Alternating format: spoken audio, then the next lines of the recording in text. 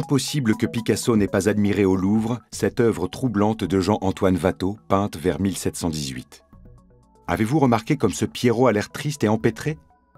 Il donne l'impression de ne pas savoir quoi faire de ses bras, de chercher sa réplique sur la scène. On ne sait pas si sa gêne est feinte ou non, et si nous ne sommes pas en train de nous amuser à ses dépens. À cette époque, la représentation de comédiens est alors un sujet à la mode. On apprécie cet univers festif et léger où règne l'amusement, mais ici on ressent un certain malaise, ne trouvez-vous pas?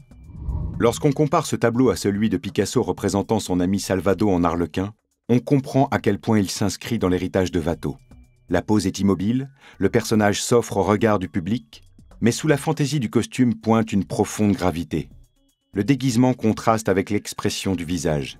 Et si l'un semble balourd, alors que l'autre est plus pensif, tous les deux partagent le même regard mélancolique sur le monde. Là où le spectateur attendait le rire, les deux peintres nous proposent une réflexion sur les états de l'âme.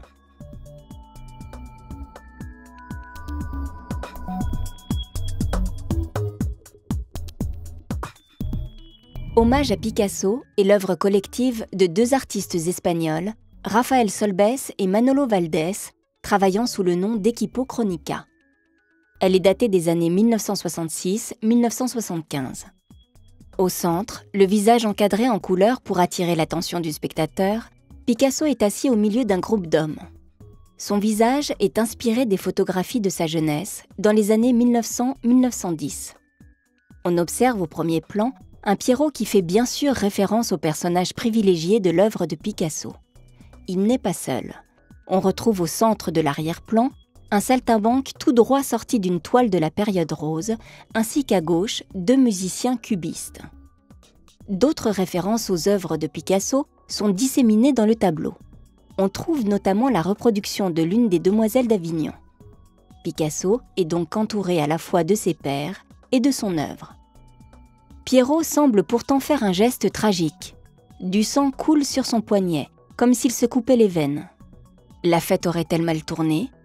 La dimension d'hommage n'est pas la seule dans cette œuvre. Elle possède aussi un caractère politique. En effet, le groupe Equipo Chronica s'est formé en 1965, alors que l'Espagne était encore sous la coupe de la dictature franquiste. Les fondateurs du groupe ont adapté la pop culture américaine à la société espagnole. Jusqu'à leur séparation en 1981, ils ont reproduit fréquemment des fragments d'œuvres de grands artistes espagnols, comme Velázquez et Goya, pour les intégrer dans des compositions très colorées et narratives, souvent en référence à l'actualité.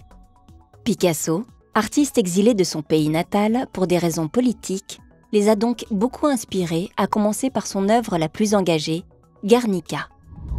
30 ans après sa création, Guernica reste le symbole de la lutte contre le franquisme. Picasso s'oppose toujours fermement au départ de Guernica pour son pays natal, tant que celui-ci ne sera pas redevenu une démocratie. Après le décès de l'artiste en 1973, puis la montée sur le trône de Juan Carlos en 1975, le débat s'intensifie. Le temps est-il venu pour que le tableau soit installé à Madrid? Picasso voyait d'un mauvais œil cet héritier désigné par Franco lui-même. Serait-ce transgresser la volonté du peintre que d'autoriser malgré tout le retour de Guernica dans ces conditions? Il faudra attendre l'affirmation pleine et entière d'un véritable régime démocratique après l'échec du coup d'État de 1981 pour que ce tableau si symbolique trouve définitivement sa place en Espagne.